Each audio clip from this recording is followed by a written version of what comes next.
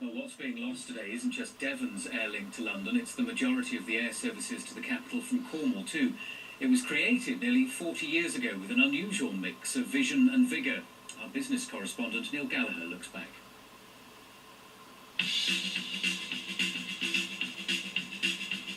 1972, and glam rock wasn't the only thing about to take off.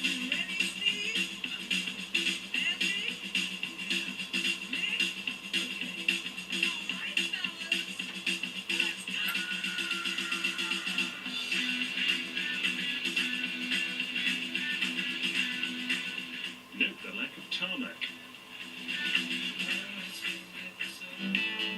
Tarmac was down by 1982, but look at the departure terminal. Brymon Airways regret to announce that flight BC 802 from London Heathrow and flight BC... Fog was often an issue. Short takeoff and landing was always an issue. Brymon grew a fleet of de Havilland planes ideal for Plymouth. But their key asset was human, the New Zealander who founded the airline and ran it day to day. He's a character. If there was a Wild West, Bill Bryce should have been in it. Bill Bryce wouldn't let go of anything, even the way the latest bit of tarmac was being laid. Oh, that stuff will turn to slush if we don't hit it before we get some rain on it. Well, we're ready to go now. Well, we've had to do it all ourselves. We have to live on our commercial wits. We have to operate. We have to make money. Well, that's what it's all about. If we don't make money, we will go under.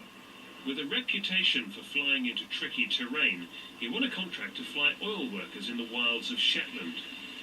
It helped pay the bills in Plymouth and Newquay, and it led Brymon to a further expansion into daringly different territory. If Bill Bryce has his way where he's driving, one of his 25 motorbikes will be the main runway of Britain's first inner-city airport. Well before they built the airport here, it would be a Brymon pilot who performed the first heart-stopping test landing.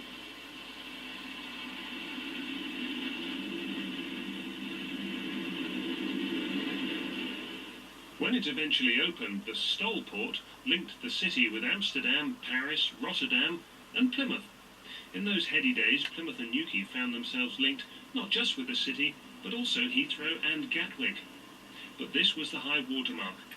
Brymon was taken over by British Airways in 1993. Then came BA's bombshell decision to drop the link into Heathrow, the real business hub. The writing was on the wall when BA then announced it no longer wanted to run even Plymouth Newquay Gatwick. Plymouth's increasingly fragile air link to London has changed ownership twice since 2003 to no avail. There's still one airline flying from Newquay to Gatwick, but Devon's now without any air link to London for the first time since 1972. Neil Gallagher, BBC Spotlight.